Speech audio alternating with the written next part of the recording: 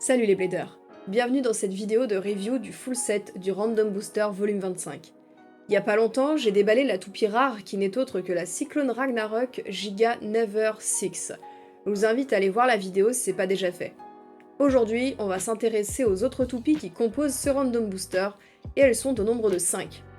Une Ricolor avec un combo différent de Cyclone Ragnarok, une Brave Wyvern, une Infinite Decizer, une Hellcarbex issue de la génération Metal Fight, et une Dragoon V2 rééditée de Bakuten Shoot.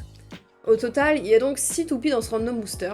Takara nous avait habitués à 8 toupies, mais avec la fréquence de sortie des Random Boosters qui est devenue plus élevée, finalement c'est pas plus mal. Ça fait du bien au porte-monnaie. Allez, on va s'ouvrir tout ça. Voici donc toutes les toupies déballées. Elles sont chacune livrées avec une notice et leurs stickers. On va donc commencer par la Cyclone Ragnarok. Le layer est donc composé du DB Core Ragnarok, le même que sur la Price Bay mais juste dans une couleur différente, et il possède 4 dents qui serviront au vissage de la toupie. Ensuite, le Blade Cyclone, dans une couleur rouge rosé que j'aime beaucoup d'ailleurs. Et il est plutôt lisse, bon point pour l'endurance, et possède des lames qui peuvent bouger sur les côtés.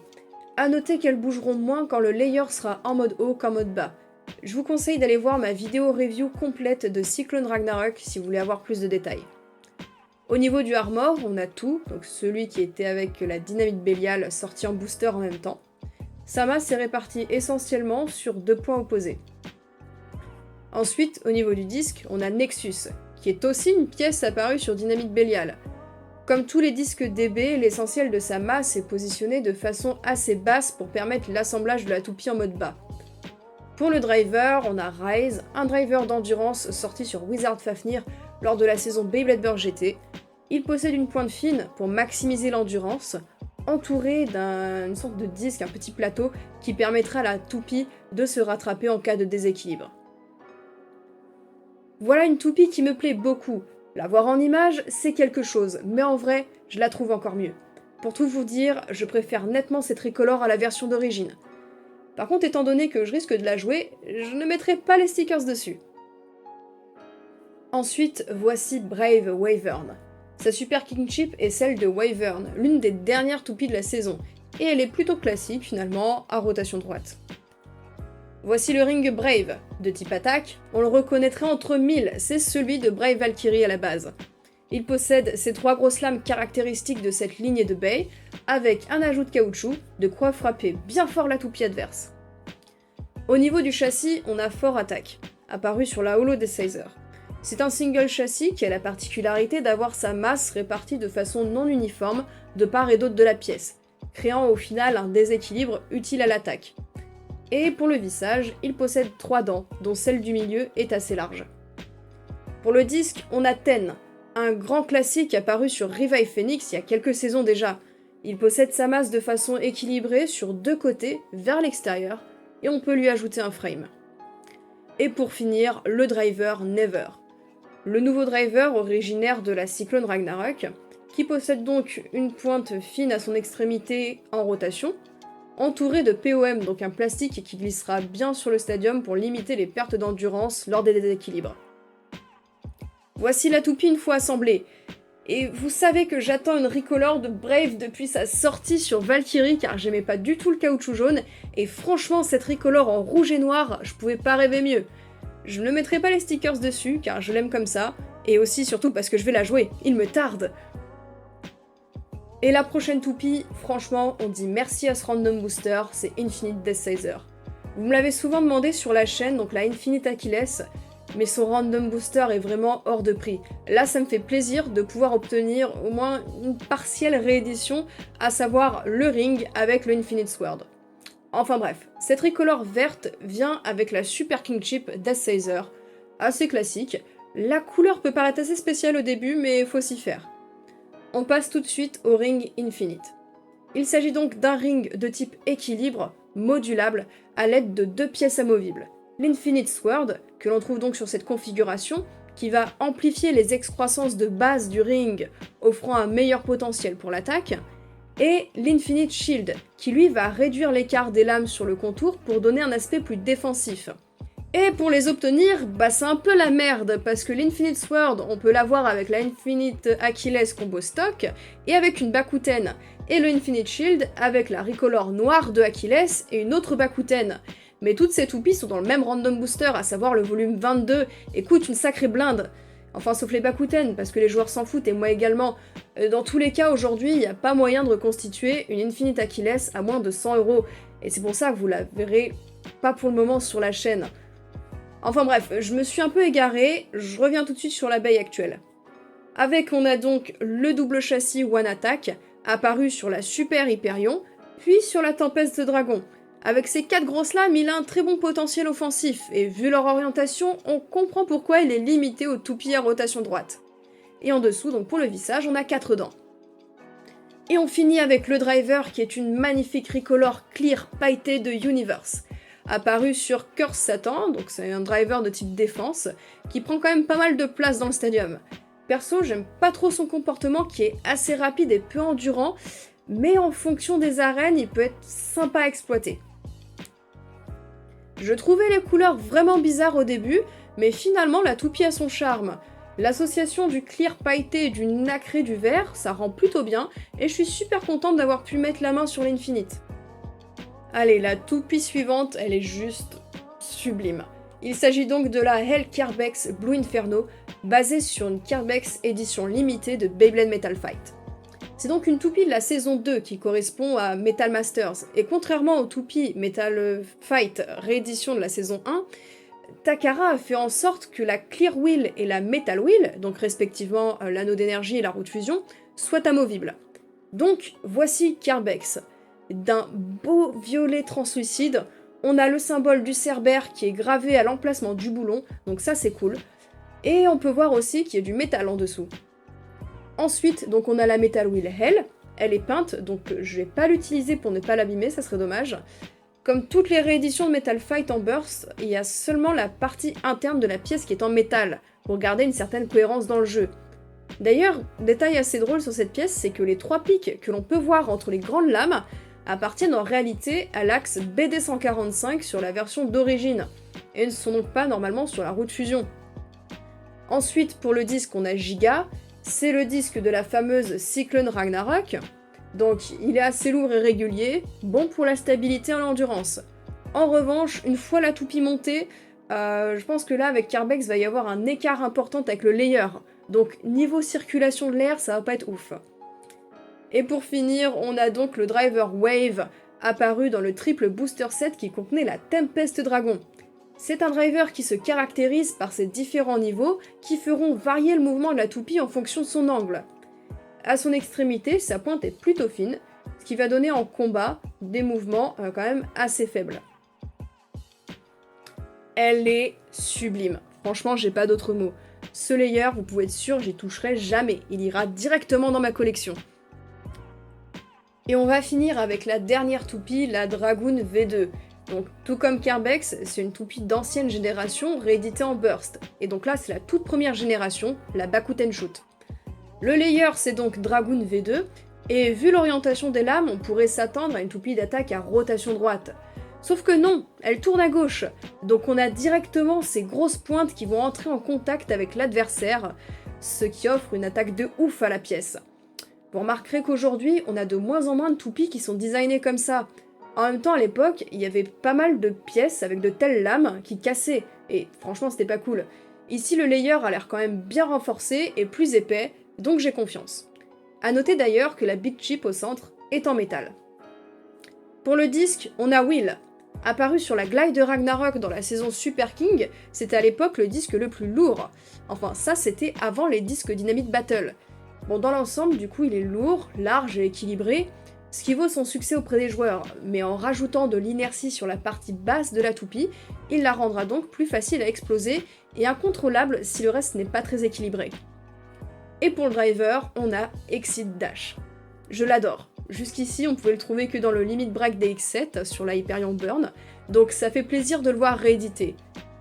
Franchement, il a un mouvement super agressif qui adhère au stadium grâce à sa pointe en caoutchouc, le tout avec un peu d'endurance quand même, ça c'est ma cam.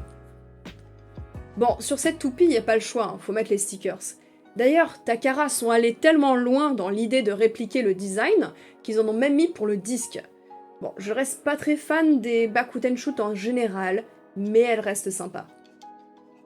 D'ailleurs, si j'ai fini avec la Dragoon, c'est parce que avec dans sa boîte, on a une pièce bonus, un Armor 6. Donc, si on fait bien gaffe, avec cette dernière pièce et le reste du Random Booster, on peut reconstituer une Cyclone Ragnarok en combo stock complète. En plus, l'harmonie des couleurs est au rendez-vous, que demander de plus?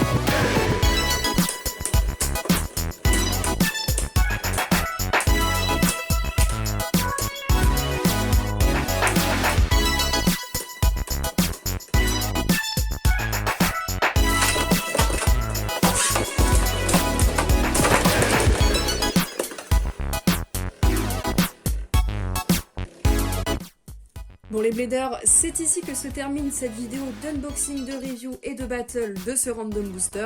Alors du coup voici les 4 que je vais utiliser, le reste donc la Cyclone Ragnarok couleur d'origine ainsi que la Carbex sont pour la collecte. En tout cas franchement j'ai kiffé les tester parce que je pensais pas que ça serait si drôle, notamment la Dragoon qui m'a fait bien rire. Elle a beau avoir un driver dash, n'empêche qu'avec l'inertie que se paye le bas de la toupie par rapport à la partie haute, fait qu'elle s'explose super facilement. Par contre les grosses lames orientées dans ce sens là, on l'a vu c'est super puissant, j'adore les coups que ça donne. D'ailleurs par rapport aux coups puissants, je m'y attendais pas. Mais Infinite et surtout dans ce combo là, eh bien c'est pas mal du tout. Genre ça donne des gros coups, ça arrive à déstabiliser la Cyclone Ragnarok en mode bas qui est très dur à déséquilibrer, parfois ça la pousse et ça lui fait perdre beaucoup d'endurance.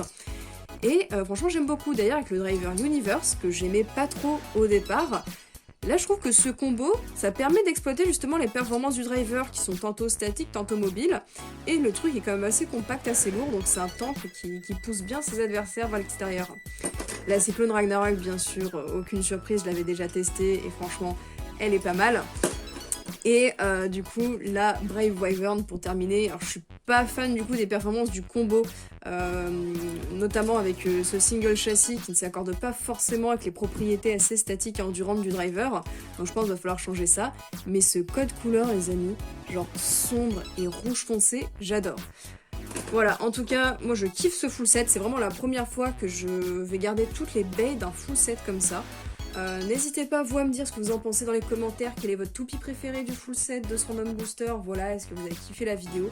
Comme d'habitude, je vous laisse champ libre dans les commentaires et je vous dis à plus.